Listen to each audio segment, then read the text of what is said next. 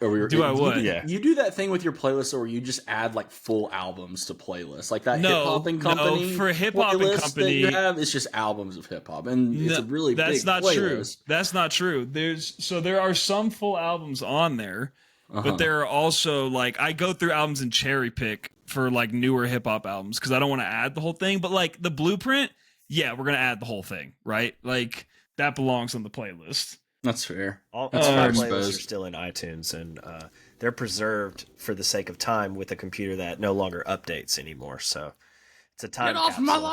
lawn! That's very nice. Can somebody just stall or talk about something while I try to pull this game up? Maybe talk about your brackets, how your brackets are going. Mine busted. is not doing great. Yeah, mine's busted because I had the Lakers winning the whole Me thing. too. I also had Lakers winning, which the whole was thing. dumb in retrospect, but hindsight is 20/70 or whatever they say. Yeah, but you had to take a risk because everybody took OKC to the final, so it's Right. like you had to pick somebody else. But I will tell you, like, I was 1000% convinced, and granted, it did go to Game 7 for both of these, so I was not far off. But I was convinced that the Clippers were going to beat the Nuggets and that the Houston was going to beat Golden State. I thought people were really underestimating Houston the entire season going into the playoffs.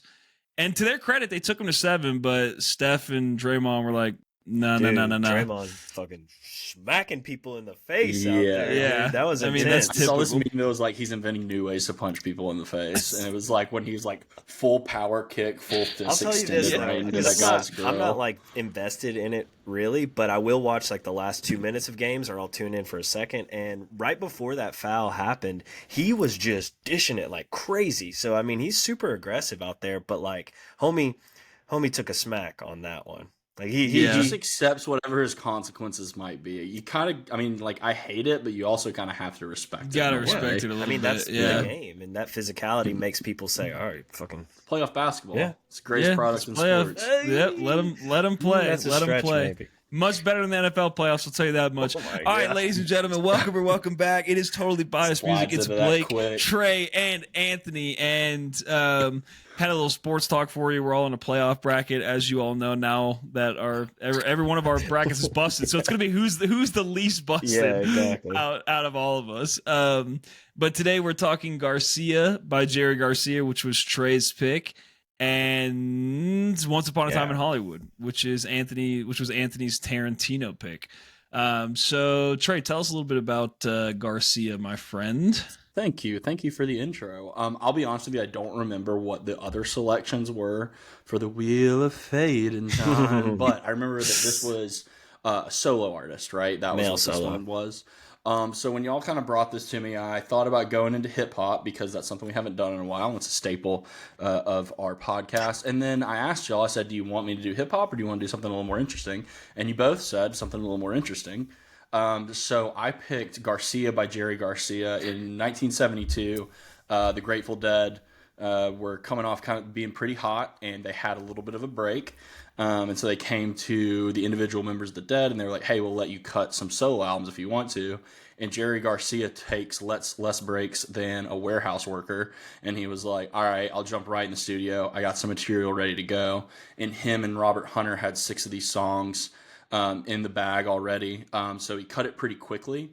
But what I really wanted to talk about with this record was some of these songs are obviously big time staples in the Grateful Dead's live catalog. Like Birdsong, Deal, Loser, The Wheel. And then a couple of them aren't. They never really made too many appearances, but just wanted to talk about how some of this is a little bit more like condensed, and some of the musicality that Jerry Garcia displays throughout this record is just, it's beautiful. Like, it just shows all of these different languages that Jerry was able to speak. He recorded every single track or every single instrument on the album except for the drums. So that was like, just if you hear specifically, and I'll go into this more so in my like top tracks, but like The Wheel, like the way that he plays that pedal steel guitar is just absolutely masterful. And that's some of the stuff that doesn't really come through in like a live Grateful Dead setting, just because it's not quite the place for it, I think. And also just like from like a sonic standpoint, there's not really that much room for something like that to shine. So figured it would be a good chance for us to kind of talk about just Jerry, talk about some of the songwriting behind some of these tracks. talked about what worked, what might not have worked. I think I actually did stick to our rule. I have three bottom tracks, not three tracks I dislike, but three bottom tracks. I'm a rule follower. We all know that about me. But yeah, Nice. what did y'all think about Garcia? Is this your first time listening to Jerry's solo work? And obviously, I know this isn't the first time you've heard some of these songs, so floor is Well, yours. first off, I just want to say I thought the wheel was maybe a prequel to the Wheel of Fate and Time jingle. NB. It's It not. kind of, I mean, It's it's not, but like maybe in Just do like it a live. George Lucas like film the prequel after the original, like right, sure, right. because the Yeah, Wheel of that's Fate and Time, as we all know, came first. It's been right. around since the beginning of Yeah. time. Yeah, exactly. So that's what I was looking for. Look, I will be honest. I was shocked at. Sorry, dogs. I was shocked at how little I liked this album. I'll be completely honest with you Wow. guys. Yeah, I like. It was very surprising to me, because I like. I don't know. I love the Grateful Dead, right? I'm wearing a Dead hat now. I'm wearing a Dead sweater because I had to cover up the T-shirt I'm wearing. I don't know if you guys caught that earlier, I but did catch that. I wasn't gonna say anything. I was let it slide. yeah. So I look. I love the Grateful Dead, and I think there are some renditions in here that I'll get into in a little bit that I actually enjoy more than the Grateful Dead version, like the version of it on this album. Um, but I don't know, man. I don't know how to explain it. Like there are just moments where I wanted Yeah. more, and I don't know if that's just like me listening to so much Grateful Dead, or maybe like listening to recorded versions of this type of music, whereas typically I listen to live versions of them, right? That may be taking me out of it.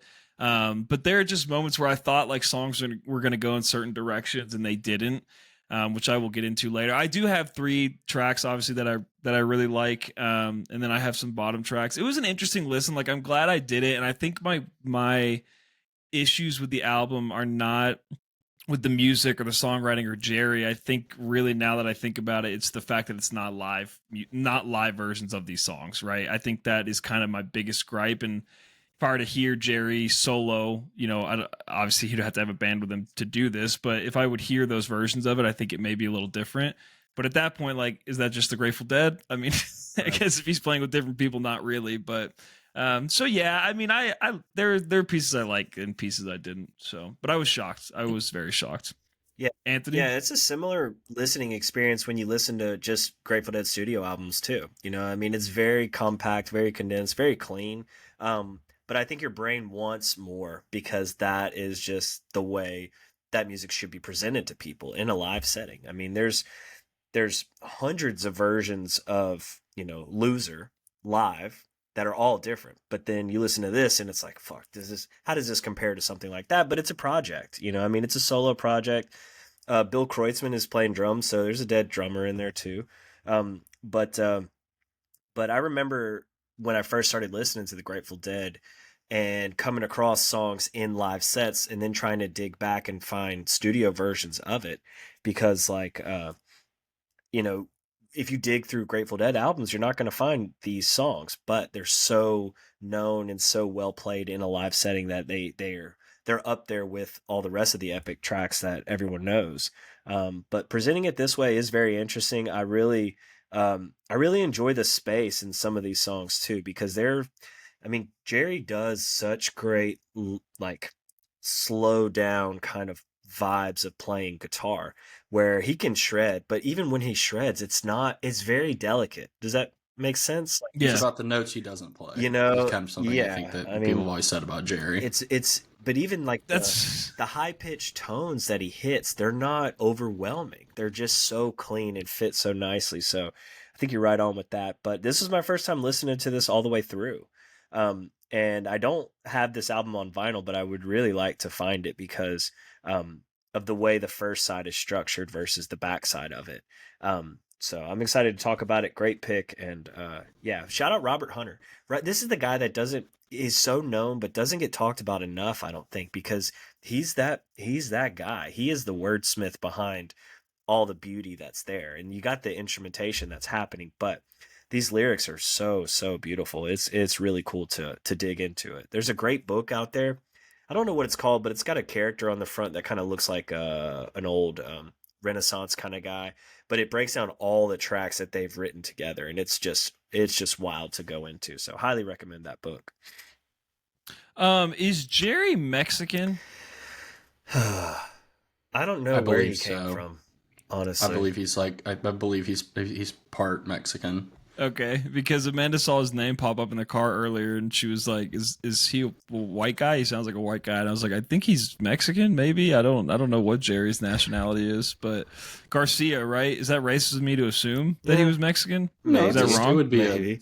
it would be a standard Hispanic last name. Well, I mean, it's like me. Okay. You know, I mean, like he's Spanish. Oh, he's got Spanish. Spanish Okay. He's descent, Spanish. yeah, but it looks like he was born in Galicia, San Northwest Spain. Yeah. Okay. Yeah. There we go. But now we know. he's a California born and bred. Died. I know to be fair, that's why I was assuming Mexico. It wasn't a racial thing. It was the California connection. I kind of assumed that's what you were assuming because I know you're a good guy who's not Thank you. racist. Thank know, you. yeah, I appreciate that. The logic there does make sense, Right, especially in the 1950s. Right, exactly. I imagine he was born in the 50s, 40. I don't know. 40s, Fucking 40s. That's crazy. 1942. Good year. Nice. Was it? Was there something that happened that year that I'm missing? Yeah, I don't know about. World War II? War. Yeah. No, I think that was 44. It was right before that, so we're good. Yeah. All right. Well, let's get into top tracks. Trey, you can lead us off. Oh, all right. Yeah, I'll hop in. All right. Top tracks. Number 3, Sugary. First off, this is one of my favorite Dead songs to listen to live. I love the little like swing that it kind of has with it. This version especially, like Anthony talked about kind of some of the space that it leaves, and I can kind of see that from a positive and a negative space because, no pun intended, because like you could be kind of expecting there to be a lot more groove, a little bit more like rhythm guitar coming behind it, but I think it's really nice to hear Jerry like do something that he does really well that isn't talked about as much, which is his beautiful angelic voice. Yeah, right. The lyrics are fantastic. It's just, kind of like a little bit of a forlorn love song type of deal. Like you thought you was the cool fool, never could do no wrong. You had everything sewed up tight. How come you lay awake all night long? My darling True and Sugar-E. real. Yeah, true and real, real and true. Yeah. So yeah, that is my number 3 favorite song. My number 2 favorite song that I know you're gonna scoff at, Blake. Okay. So it's gonna be the Late for Supper Spider God Eep Hour combo. Knew you were gonna scoff at it. Let's just delete the first 2 minutes where the acid kind of took the reins, where it's just making random noises in the studio. Maybe the first 6 minutes. Well, I don't know, however long it is. Let's pretend that doesn't exist, all right, for the sake of this. So let's just pretend that's Late for Supper. So I'm not talking about that. I'm talking about the culmination of this jam. It's just absolutely like beautiful ambient sounds. Some really cool like acid jazz guitar works going into it. And like I'm not trying to be contrarian by picking this, I promise. It's just like for having listened to all those other tracks so much, this was the first thing that was brand new to me, and it made a really cool impression. And I liked it a lot. And then my favorite track by and far on the record is The Wheel. I think that the way that this sounds so much different from how it's played live, like that pedal guitar, the way this is a bit of a stretch, but stay with me. This song influenced Strapped in, baby. Influenced people like Garth Brooks and Tim McGraw, and a lot of those different like that like pedal steel is like so key to 90s country. And it's like when I heard that, I was like, I don't know if it directly influenced them, but that general sound and idea worked its way through the musical minds of this country. I feel like maybe not, I don't know, maybe that is taken over on me a little bit too. And it reminded me of like 90s pop country, but like in a really cool and unique way. And then he brings in that electric guitar at the end. Robert Hunter's lyrics are beautiful in this track. I imagine he's a co-writer on this. I didn't check that, but if you read 2 sentences of it, you kind of make that assumption. And, as we know, if the thunder don't get you, then the lightning will. Great line. I'm glad I hung in there. Yeah, I'm glad I hung in there. Thank you. You can unstrap. Yeah. I'm unbuckled right now. Those are my top 3. Nice. Yeah. Very nice. Solid top 3. Anthony, what do you got? So let me honorable mention that Late for Supper, Spider, and Eep Hour trio, because that was so it's so cool to me to see experimental shit on a studio release, right? because I mentioned, the structure of this album. Side one ends with Loser, and then this starts off the back side of the album. So like I can only imagine deadheads in the 70s, obviously listening to the opposite side and getting this to start, and then it bleeds into that beautiful, beautiful piano and drum kind of hybrid duet thing. So I love that track as the first time listening to it. I could do without dogs barking. I think I was hearing dogs barking in that track, or maybe it was just my head itself, but that's something I had to mention as honorable mention. But number three, To Lay Me Down. It's a sweet, sweet song in this album. And when Jerry does these lullaby blue like tracks, Stella Blue's another one in this kind of vein. I wrote, his guitar's just whispering to people. Again, it's so delicate, and it's just not straight to the point. He's kind of like just wavering and floating to get there. So I think that track is absolutely beautiful. For my number two slot, this is what I did. I put Deal and Loser as this number two slot. And the reason why is because of the way the first side of this album's set up. It starts off with Deal, this kind of poker-like track, and then you get Birdsong and Sugary, and then back into the game with Loser. And I just think that's just so fucking cool. And both of those songs are classics, and I had to find ways to mention them. But seeing it played out like this, it kind of feels like a full circle moment on the A side of this album, going back into the poker table. So love those. Fair. Love those tracks. Didn't think about it being on the same side of like opening and closing a side of a record. The only reason Nice. I knew that is because when you pick the album, I just kind of go in and start writing the tracks down, and I had 1 through 4, and then I had 5 through 10, and I didn't even realize that Late for Supper, Spider God, and Eat Hour were actually kind of like hybrid. I wonder if that's just a Spotify thing. I'll have to find out, because I mean, it feels like those tracks could be separated; they just flow together. But Spotify makes the jump to squish them. But either way, yeah, that first side is a banger. And to top it off, number one track for me is Sugary. I mean, I love this song like to the end of time. And this was the song I was kind of referring to back in the day when I found it I would hear it in live sets and be like, okay, where is the cleanest version of this track? Where is the studio version? And it's in this, not in a Dead album, but still, that song's a classic, and not much different except for just limited elements in the track. But again, it will always resonate with me, and it's a beautiful, beautiful song. I don't know what the song is about though. I mean, I don't know if Jerry is singing to a girl that he met and just one time stand, or I don't know. It's interesting. I've always taken it as like a one night stand. I'm bad for you, like just don't leave tell me them. alone. When the cops come around, don't tell them that you know me. Yeah, don't I tell mean, them I like, was here. I yeah. never existed. There's definitely an I angle. mean, shake it, sugary. Just don't tell them that you know me. Is very like to me like. Hey, I'm Yeah, leaving you now. I think he met a girl at a show, and he's like, "Let's get down while we're at the show." Yeah. But Anybody afterwards, ask? I'm a ghost. I'm out of We here. never met. And don't call me in 18 years about that baby. I'll tell you that much. I ain't gonna be That around. baby don't smell like me. That baby don't talk Don't like me. look That like baby me. don't look like me. Yeah, exactly. Yeah, that's funny. Also, I just want to say that the Indiana Pacers just won on a last-second Halliburton three-point shot. Is that 3 last second shot finishes in a row? Yeah, That's yeah, wild. it is. Yeah, NBA they were. playoffs. They were down by 2. He just drained a 3.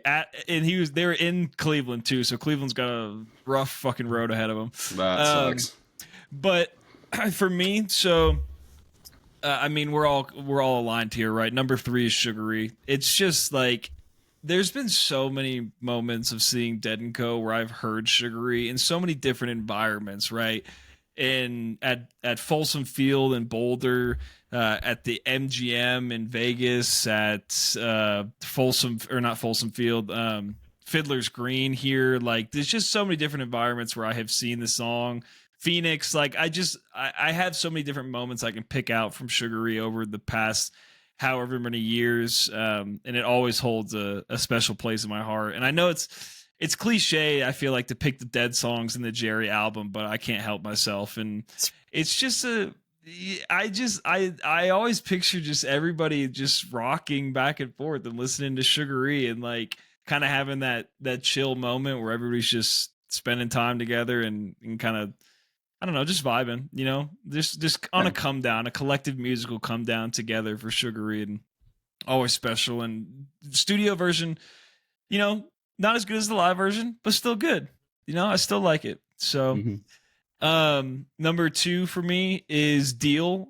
And let me tell you why it's Deal. Partially because I love Deal, and it's a fucking bop. And great guitar work by Jerry here. And I've been on record, and I don't back down from my takes, Trey. And I've been on record as saying Jerry, not as great of a guitar player as everybody makes him out to be. Okay, I'm just gonna go ahead and say it, and the dead fans can come at me. I've gotten an argument at a bar about this, and I stand by my statement. Awful take. Still think he's good, you know, but like let's dial it down a little bit. But he is kind of jamming here on Deal, and I really like that. I also just love the song in general, but I like it because I went into Garcia thinking like this is all going to be songs that I hadn't heard, right? No Grateful Dead music, only Jerry music, and it was like kind of a nice surprise to be like, all right, this is easing me into the album because I know this song. It's not a surprise to me. Right. So yeah, really now, like it. Blake, on that point of greatest guitarist, can I get you to say with honesty that Jerry is the greatest 4.5 finger guitarist that's ever lived? I think that's fair. I think that's a fair assumption. Yeah. When you I need to see a list. Yeah, I need to see a list of other 4.5 finger guitars. But yeah, definitely. Mm-hmm. Yeah, you got to give it to him.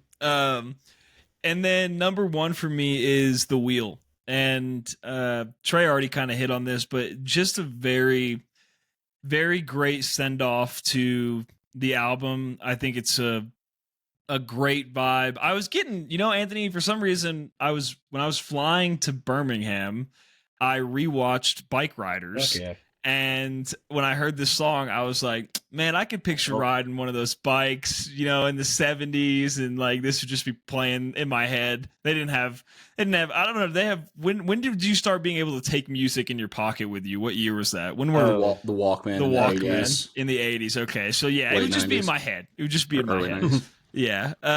But I think it's a great song. I think Trey nailed it. I really love the, you know, the steel guitar sound they're doing here at the beginning. And it's a beautiful song. It was really, I feel like it's really different than the rest of the album.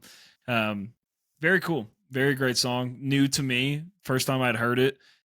So yeah, thought it was great. And that's my number 1 song. Those are my top 3. I have no honorable mentions this time around. It's a short album. Yeah. Doesn't leave much room for honorable mentions. All right, Trey. Cool. Solid top 3. Love that we had the same number 1. Yeah, it shows that we're aligned. Y'all so in sync. Us too.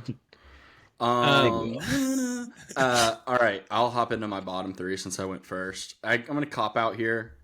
An Odd Little Place is my number 3. It's just like a slow little, interlude almost. Not too much to it. Definitely understand why. I doubt it was ever played in a Dead or Jerry Garcia band show. I could be wrong, and if I am wrong, all of our listeners feel free to correct me in the comments. Yeah. Can you actually can we pause real quick? Can you look through every set list and see if it's? I could just ask ChatGPT. Actually, it'd probably figure it out pretty quick. True. And then my number 2 least favorite track is To Lay Me Down. I just like. There's also kind of not that much to it. Oh, hey, what up? It's kind of like this like bluesy, like almost like New Orleans number, which you would think I would like a lot because I just got back from Jazz Fest, you know, or whatever. New Orleans, greatest city in the country. But I just doesn't really resonate with me that much. Maybe it's because I haven't heard it as much as I've heard these other tunes. But then my number 1 song that I dislike, and this will be my hot take that I know Anthony won't particularly enjoy, but I've never liked this song live or otherwise, is Deal. I just don't really like Deal. It's always just like, wait until that deal goes down. No, you can't sing like that. You can't sing like that. I don't know. I just like, it's just kind of this like, I don't know. It's this like shoulder bobby, like dun dun dun dun dun dun dun. It almost sounds like a little like Barney pop song to me. Okay, the Wiggles, as John would call Fish, the Wiggles. Yeah, the Wiggles. I've just never really enjoyed it that much, and so like the studio version also did not capture me. So I would say that song I actually don't like. The other 2, just like I'm just like don't particularly like enjoy. So Yeah, that's fair. That's fair. Yeah. yeah. Anthony, Sorry. So I only have two. I only have two because of the tracks that I selected for my top and honorable. I only have three choices left, and I'm not gonna put the wheel down there just because I can't do that to that song. Respect. But I am gonna put Birdsong down there, and that's gonna probably ruffle a lot of feathers out there. And because Birdsong is like a rarity in a Dead set. Like when they play Birdsong, that's from what I experienced is that's when a lot of people fucking woke up, and I'm like, what? Like, what is he playing right now? And then when I found out what it was, and then I've listened to it, it just never did it for me. Um, but it is a beautiful song. It's a classic kind of Dead groove kind of track, or Dead rhythm, I should say.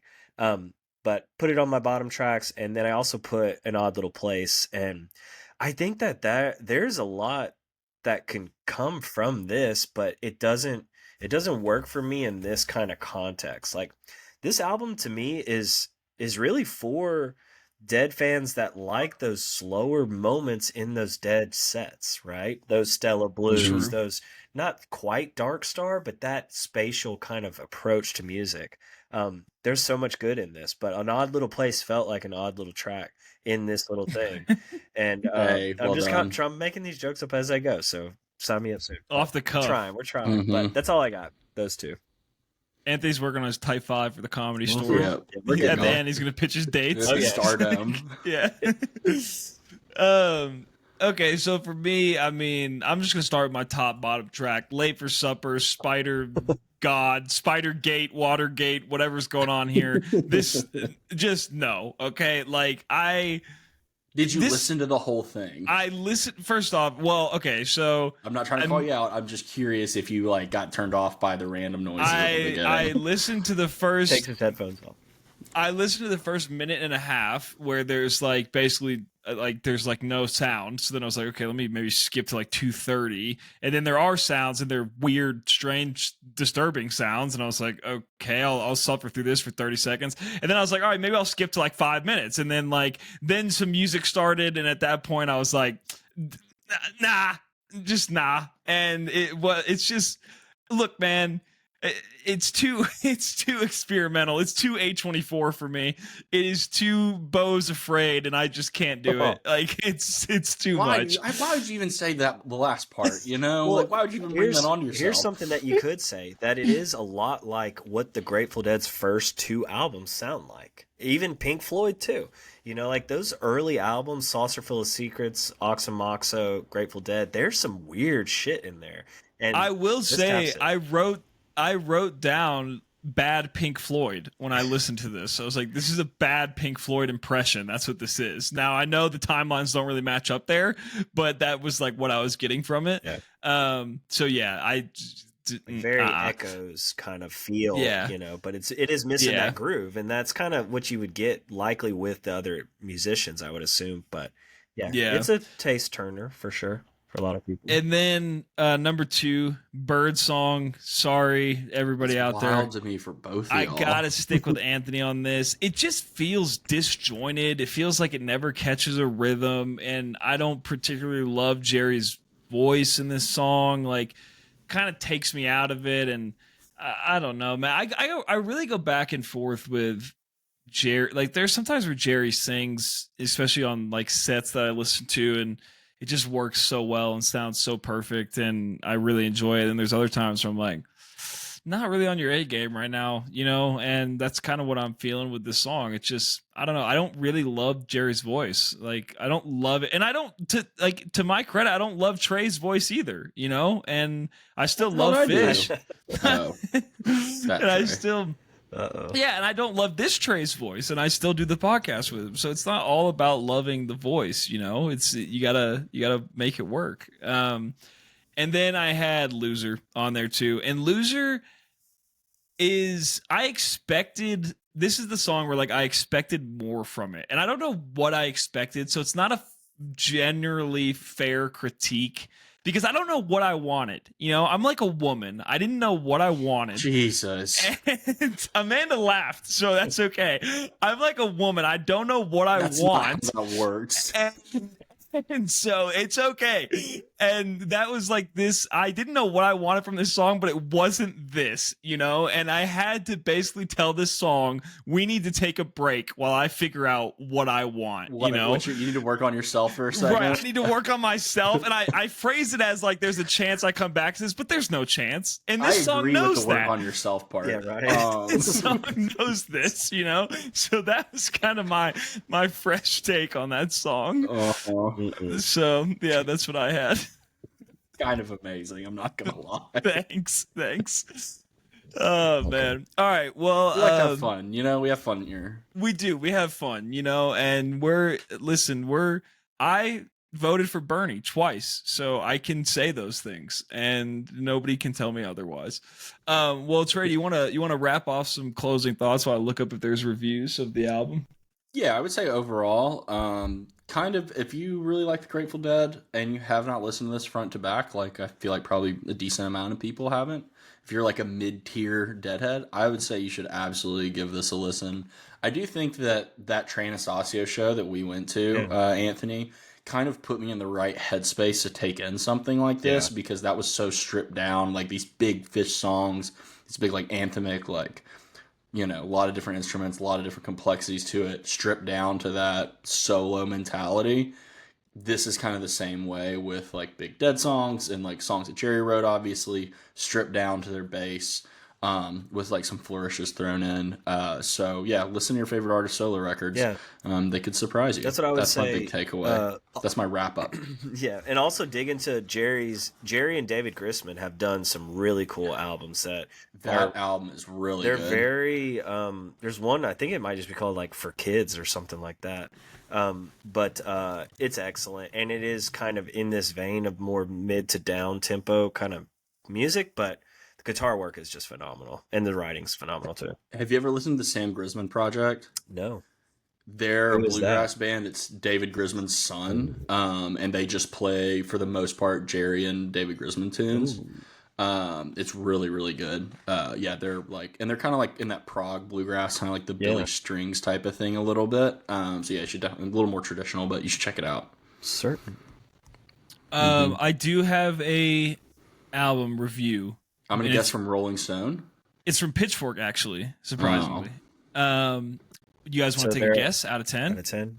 I'll say it. You know what? I'm gonna go. I think Pitchfork went. Go ahead, Anthony. 8.5. I'm gonna say 8.3. Very close for both of you. It's 8.6. Oh, damn! Wow. All right, you won. Yeah. Okay. It says each Sunday Pitchfork takes an in-depth look at significant album from the past, and any record not in our archives is eligible. Today we revisit Jerry Garcia's 1972 debut solo album, a captivating blueprint of cosmic Americana and one of his many transcendent detours from the dead. So with that being said, Trey, what do you got? I'm gonna give this a 9. I'm gonna go pretty high here. I really enjoyed it. I liked like the length of it. I thought it was very condensed. I think also something we haven't talked about is like for the early 70s, some of probably the studio techniques here are pretty cutting edge. So shout out to Warner Bros. For letting Jerry Garcia record a solo album with a song that was just nothing but noises at one point. That's how you know you're making that's how you know you're making that record label money. You know? Yeah, that is very true. Yeah, you could have put his name on anything at that time period, and it's gonna at least it's gonna grasp a big chunk of the population for sure. Oh, so true. But all right, Anthony, what do you got? I give it an 8.5. Yeah, I was floating between an 8.5 and a 9. I think I feel good putting it right there. There's not a lot that I mean, this album is a project, you know, and I have to kind of look at it that way, because it's easy to say, yeah, we wish there was more a bass line in these tracks or whatever, you know, or more percussion, but like for what it is, it's pretty beautiful. So yeah, 8.5 for me. Cool. I am going to give it a 6.5, which is not a bad rating. That's a decent rating. I think it's a decent album. I think there are parts that shine, and I think there are parts that hopefully I never cross paths with again. You know, Last Supper, Spider-Gate, and Into the Spider-Verse. I hope I never hear that song again. Is it even called Spider? The Jerry verse. I don't know. Something with a spider. Something with arachnophobia. I don't know. Yeah.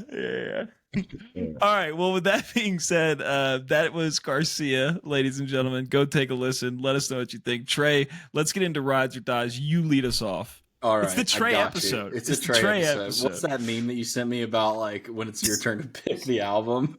It's like, hey, when somebody else is talking, hey, just let everybody know when it's my turn to talk. It's going to be great, so let's stick it out for this clunker. That's what it was. I think he's in that little group message, actually. Anyway, all right, so Rides or Dies, a song that I chose is by a band called Mom Jeans.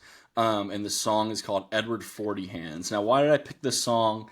You know, in the early 2000s, there were all these like sing-songy, sad boy pop punk bands, and they were a dime a dozen. You loved all of them. There was thousands of them, and yeah, I liked all of them. And there's kind of been a bit of a resurgence as we were kind of in a similar mind state, I think, socially to how we were in the early 2000s. You know, people not terribly happy a lot of the time, and, you know, bad things happen around us all the time. So the sound has kind of picked up a little bit. And one of the holders of that torch is this band, Mom Jeans. I picked this song specifically because the intro, I thought y'all would both enjoy. It's a sample from Bob's Burgers. Where they make like the conversation saying that Tina's band is called Mom Jeans, which is actually edited. That's not the name of Tina's band in the show. So I thought that might intrigue you enough to listen to it and maybe start out positive before it hit you with things that I figured both of you would not terribly enjoy. So with that being said, does it ride or does it die? First off, love Bob's Burgers and will always love Bob's Burgers. And any Bob's Burgers haters can suck a dick. My dick specifically, because it's a great show and I think it's hilarious, even though it's family friendly. So I did like that sample, but the song, Trey, it's a dies. It's a hard dies. And it's you. I mean, you knew going into it though, which was fair. Like it was just too. Like I wanted to, like my mom sent me this old picture of me and John and Ashton and Zach, like when I was at the wedding, and Ashton had like the perfect like, or maybe it was John had the perfect emo cut, like with his bangs swooping over to the side, and it was like I kind of wanted to grow my hair out and straighten it just to put the emo cut on and then listen to the song. You know, you should have. I should have that way. I do. Before we move on to Anthony, I do just want to call out this one lyric where he says, "Now I'm addicted to cigarettes. At first I didn't let myself inhale, but smoke got through and so did you, and now every burn hole smells like home." I mean, if that's not the perfect emo band Can you lyric, sing it like I don't he know does, what Trey? is. Can you give us one line like he does? Yeah. Now I'm addicted to cigarettes. No, I'm not going to do that. Yes. Fuck yeah. Nailed it. So, all right. So when I love the name Edward 40 Hands, classic name. I never heard a track named that and never done. Have y'all ever done the Edward 40 Hands before? Blake? I think I did once. Yeah, but not more than that one single time. Okay, gotcha. Did you? I have not, but I did have. My roommate did it with Four Loko in my freshman year in college. What the fuck, dude? Bring back Four Loko. Those Four Lokos that was are nice caffeine in them. Stories in a bottle. Those are experiences in a can for sure. Ask me when we get off this about a sidewalk slammer, and I'll tell you about some stories. Okay, yeah. All right. So what are we doing? Trey's thing. Okay. So this song to me, I knew the vocals once he started singing. I was like, okay, well, this is gonna be like that in that kind of Blink era of music or style of music. But I can listen past this guy's vocals and hear the guitar work that's happening in the background, and I fucking love it. So I would say this song rides. Now, a whole album of Mom Jeans, I don't know if I could do it, but I will say this one rides for sure. Like I said, guitar work alone. This is huge for me, Anthony. Oh, I'm about to send you so many fun things. Just be careful. Just be careful. Hang on. Hold the brakes a little bit. Yeah, because like I said, but that's the thing is a lot of this music has little nuggets like that, like really good guitar work or like really fun drums. Like it's kind of getting through your distaste for the tone of the voice and unlocking what's behind it. So I'm glad that you selective listening to a T. Okay, fair. But it rides. Cool.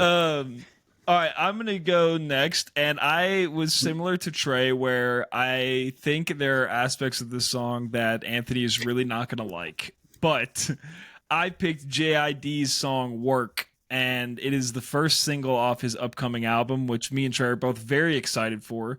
And I've been listening to it. So for people that have just started listening, Rides or Dies initially was a song that you had been playing on repeat throughout the week that you couldn't get out of your head that you wanted to bring to the podcast. That's how it started. I forgot that. That's true. We have kind of drifted from that, but this song I cannot stop listening to. And JID Jitty, this man goes fucking nuts in the second verse of this song, and his flow is out of this world and still one of my favorite rappers. I hope that, because J. Cole is going to step away from the Dreamville Fest, and I really hope that JID gets the platform to be the new J. Cole of that festival and headline it and show off his music, because he's so great. But yeah, Amanda and I were listening to it going to the gym. Like, we fucking love this song. It's an absolute banger. So what'd you guys think, Trey? First off, I didn't know that about J. Cole. Is this the beginning of the end for J. Cole? It's the end of Dreamville. I mean, and he's going to retire soon, but he said this is going to be his last Dreamville Fest. Yeah. Gotcha. Yeah, so there are parts of the song that I think are absolutely awesome. There are some parts that I think are kind of annoying. But I do think it's really... Get your ass up! Yeah, get your ass up! Some of the chorus and the work. But also, like, it has a time and place. Like, that part does. Like, I listened to it today in the gym, actually, when you sent it for Rides or Dies, and I was like... Yeah, work. Yeah. As I was bench pressing 45 pounds. But yeah, no, this song's great. Super stoked for this record to come out. Gets a rides for me. Second verse is super hype. I don't imagine the record will like sound like this in total, but it's kind of like Dance Now, where like Dance Now was kind of the more hype track. I think Dance Now was the first single on that record. And yeah, no, I'm really looking forward to that whenever it comes out. Yeah. Anthony, very curious what you think about this, though. Well, there are some lyrics that I can get past, and then there are some lyrics that I cannot get past. And this one, it's kind of the beginning part of this track, I was really torn because I'm like, okay, I don't even know JID. I've never listened to his music before, and like, he has a cadence, and I like that, okay? But then what is he saying? He was rhyming a lot, but like not saying a whole lot. So then I go, okay, well, what's next in this track? And then you got the chorus or the hook where I don't know who the chick is, or there's a female vocalist doing that work kind of. I think it's just a sample. Okay. To be honest. Yeah. I could do that. I mean, it just felt like the whole song was like just centered around that. And you know what? The last thing I want to hear about is work, honestly. So it dies for me. But I'll say this, you know. It's more so about like putting in work. Not going to work. Bro, I get it though. I don't want to hear about it. I want to go Spider. What is that? Spider or something? I don't know. You want to go into the Spider-Verse? Yeah, but when does this album come out? I don't know. He hasn't given a release date yet, has he? I don't think so. I was thinking the King Gizzard album comes out in June because my whole brain scrambled on all that whole weekend. Yeah. But like I said, I mean, I will give it a listen, but I don't know anything about him. Is he, all right, one more question. Where is he in the zeitgeist right now? Like, is he... Hot upcoming. Yeah, okay. I mean, kind of a little bit past that, though. Yeah, I would say. Because he's part of Dreamville Records, which is J. Cole's label. And then you his need to listen to the Forever Story. You would like it. You would like it. No, you really would. It's not like, trust me. I'll send you System M, and then you'll go from there. Okay. Yeah, it's a really good album, but I actually have a lot to say on what you were talking about, not saying much, but that's a whole different conversation. We'll get into it at a hip hop album, I'm sure, at some point. Yeah. So I'll just table it for now. But what do you got? All right, so my Rides or Dies, band called Incubus. The track, this track, so. I might have been, I can't remember what year, but they put out an EP between 8 and the previous album, and it was like 4 tracks. They called it Trust Fall Side A, and this song was on there. And this song is called Karma Come Back. One of the sickest bass lines that they do is in this track, and I love how it kind of flows and builds and pauses and breaks it back down, builds it again until it kind of climaxes. This song live is fucking incredible. Oh, climax. Yeah, it's incredible. But let's see. Yeah, so Karma Come Back. Had y'all heard this song before? I did not know that they put out this EP in total. This is a rides for me. I really enjoyed it. Also liked the bass line a lot. I liked his voice as always. Guy has one of the best voices in modern rock and roll. I will say though, because I was like, oh, I really like this. I'm gonna let this EP ride. The rest of the EP The is not second great. song was not good. Yeah. I don't know what happened between track 1 and track 2 and those takes. Crank him off the fucking rails. It was a whole different thing. I was like, what happened here? But your song that you sent was excellent. Yeah. There so is Hard a Rides. side B that came out maybe a couple years later, which it was a weird time because like I'm like, are they going to put out It was a real COVID release? time, right? No, I think it was way before, or I think it was pretty much surely before that. But yeah, I had the same feeling. I was like, damn, I wish more songs were like this one, but instead they're kind of changing direction. But they do have a new album coming out this year. I believe it's called "There's Something in the Water." Yeah, they like posted like a little or like projected something over a bridge or something this week. Yeah, they're starting to promote it now, and they have a new bassist, a female bassist, who's playing in the studio with him and touring with him. So Nice. I'm excited. But Blake, what'd you think?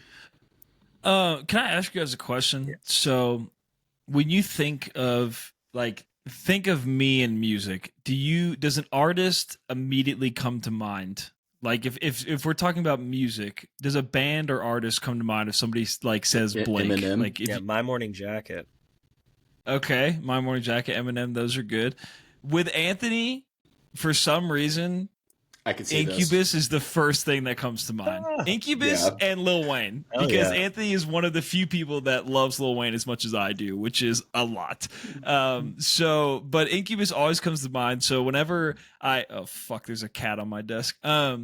Whenever I hear Incubus or whenever Anthony sends an Incubus song, I'm like, all right, I'm gonna strap in here. And let me tell you, the beginning of the song was a little rough for me, but then it gets heavy, it gets violent, it gets scary, and it's shit that I like, and so it's a hard fucking rides for me. But Anthony, I just wanted you to know that little tidbit about yourself, appreciate that when I think Anthony, I think Incubus, or vice Well, he versa. goes and When I sees think Incubus all the time, which is like, how many times have you seen Incubus? Well, so Incubus is not a band that you tour with. It's that you go catch but them I just tour. feel like it's like It's once at least a year 5 you times. like go. Yeah.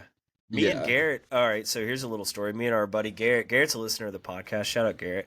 We met each Shout out other Garrett. in Franklin, Tennessee. There is an amphitheater in Franklin, Tennessee that is so beautiful, so not so underutilized. It's probably 3 years new. They built it into the side of a rock quarry.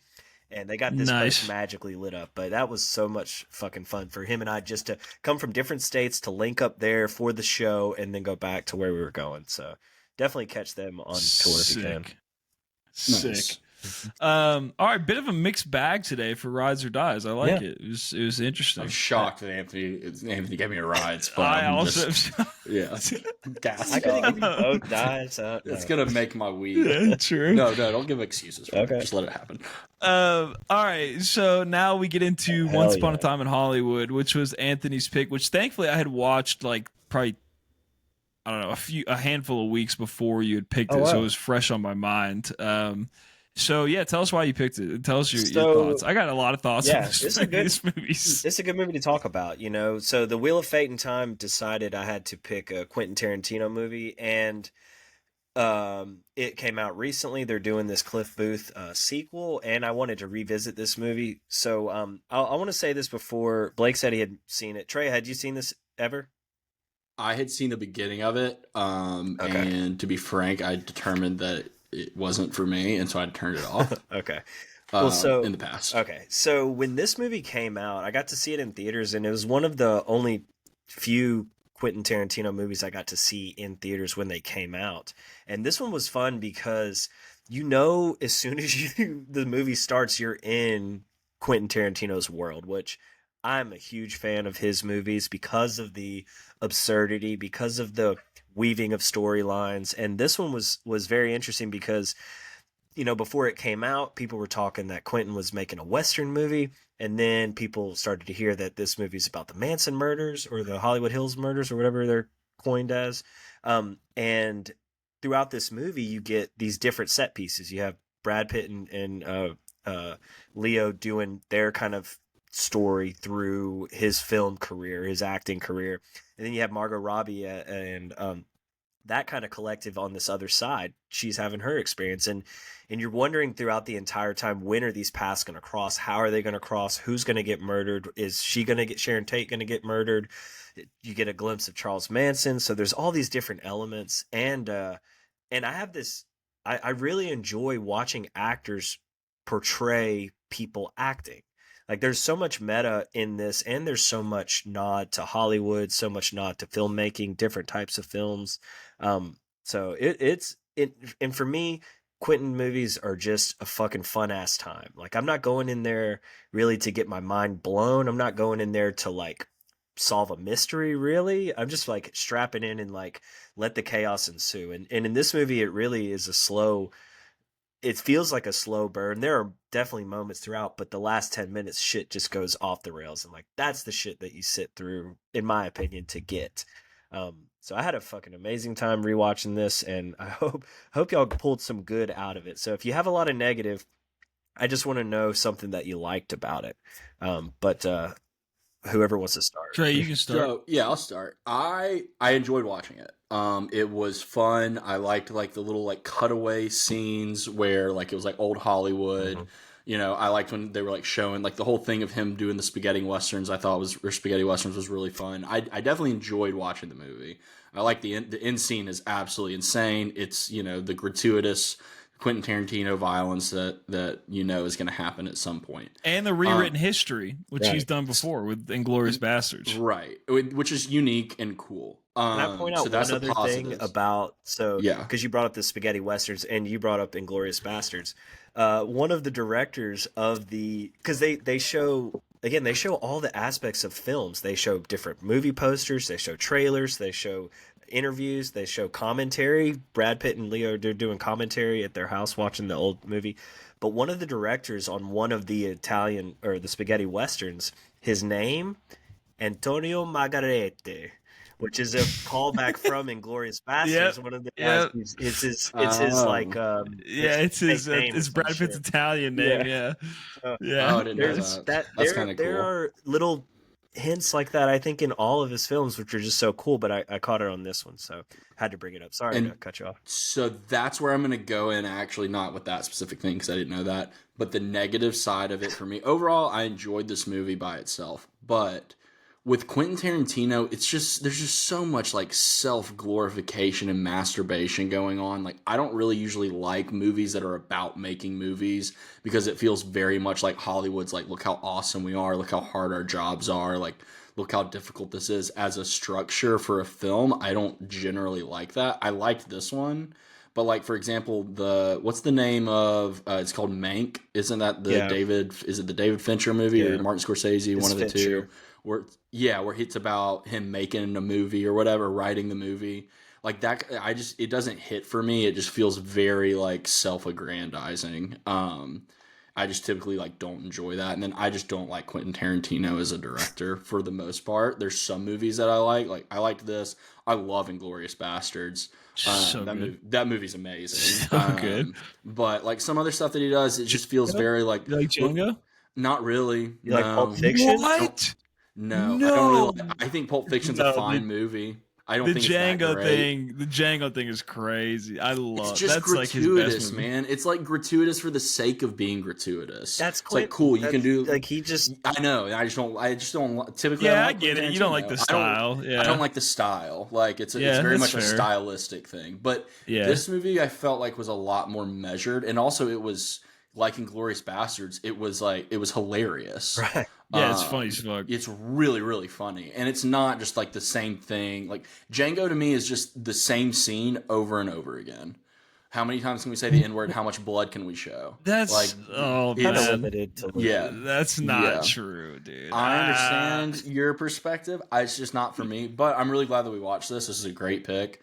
And I did enjoy the movie overall, but just wanted to defend my anti-Quentin Tarantino. and you're not alone in that.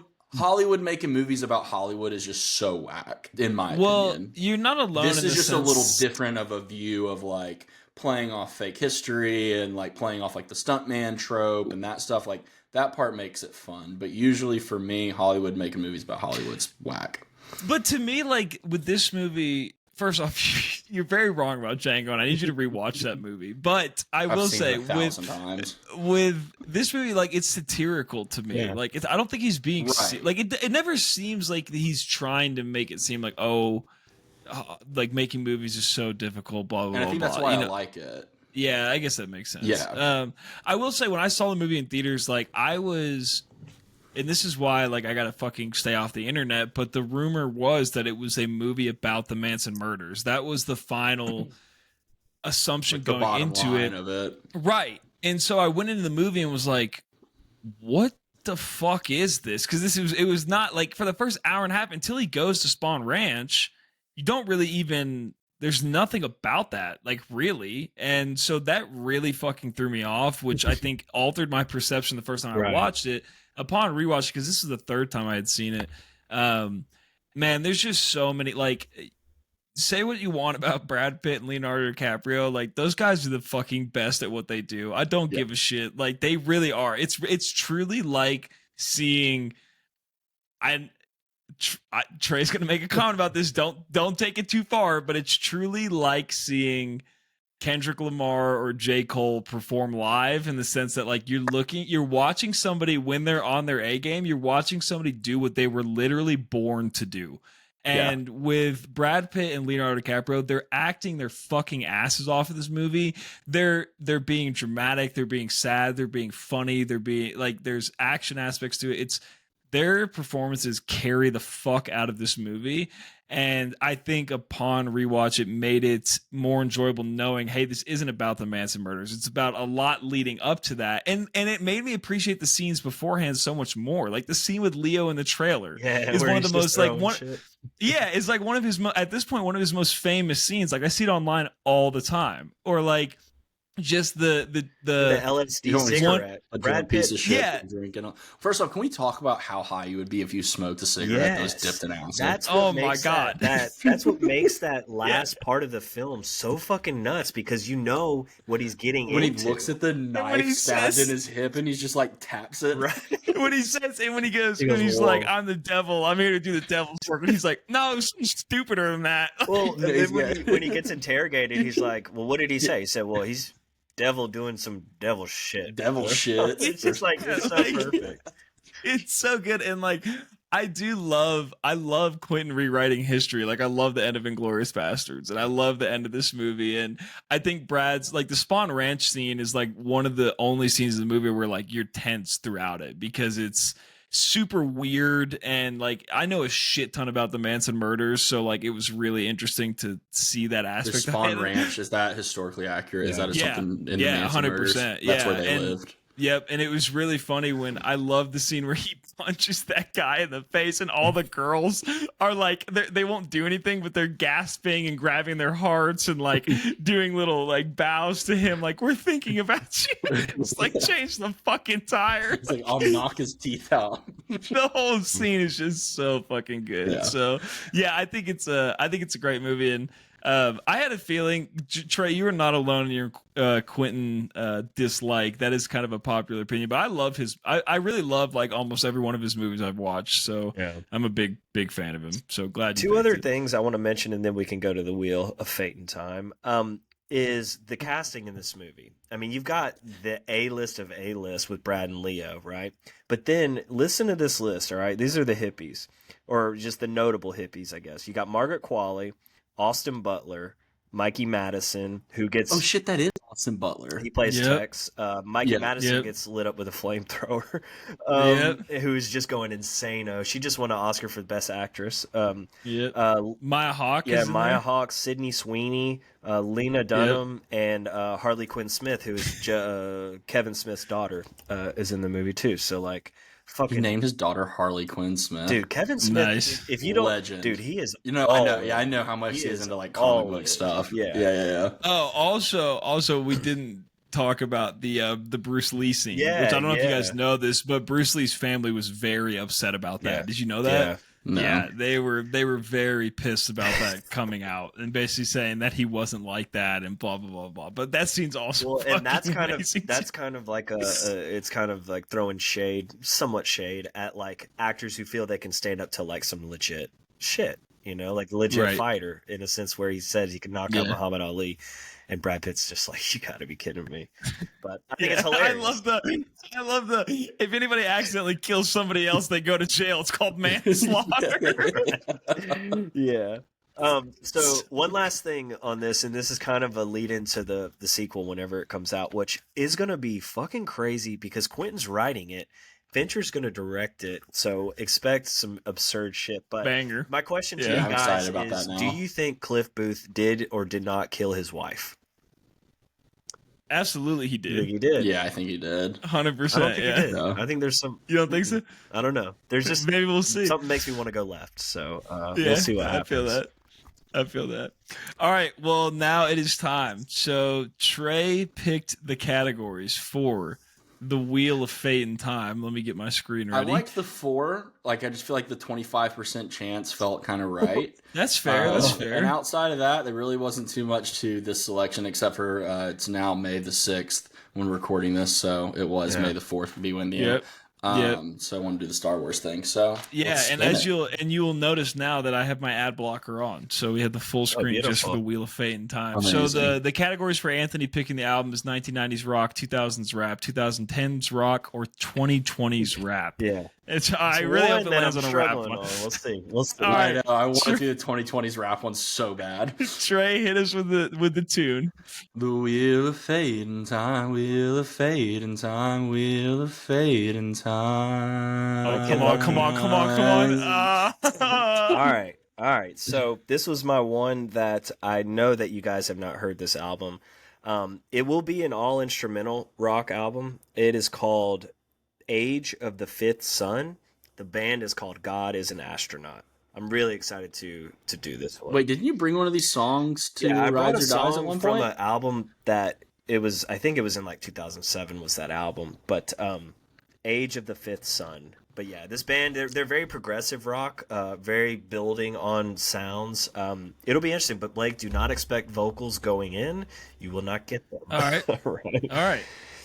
All right. Sounds good. Okay, so then I have Trey hit me with some Star Wars Here shit. we So go. Star Wars original, Star Wars prequel, Star Wars sequel, and Star Wars standalone. So hang on, let me get my notepad up. Where the hell is my notepad? What would be a Star Wars That's where- standalone?